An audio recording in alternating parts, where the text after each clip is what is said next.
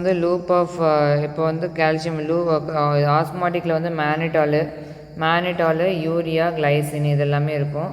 அதுக்கப்புறம் low efficacy diabetics. இது mechanism of action mannitol வந்து ஐவியில் கொடுக்குறாங்க.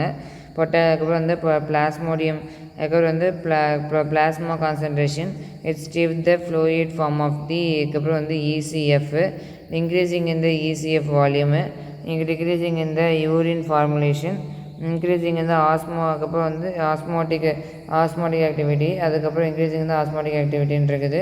நெக்ஸ்ட்டு வந்து டிக்ரீசிங் இந்த லூப் ஆஃப் ஹென்லி இருக்குது. வந்து ரூட்ஸ் ஆஃப் அட்மினிஸ்ட்ரேஷன் வந்து ஐவி. ஷாக்கு, ரீனல் ஃபெயிலியரு, அதுக்கப்புறம் சிவியர் த்ரோமா, அதுக்கப்புறம் oedema, reduce the intracranial pressure, intraocular pressure, குளோகோமான் இருக்குது. ஏடிஆர் வந்து டீஹைட்ரேஷனு, ஹைப்பர் நாட்ரிமியா, அதுக்கப்புறம் இந்த வால்யூம் எக்ஸ்க்ரீஷன், அதுக்கப்புறம் வந்து ஹெட்டேக்கு, வாமிட்டிங்கு, அலர்ஜிக் ரியாக்ஷன் இதெல்லாமே வந்து இருக்குது.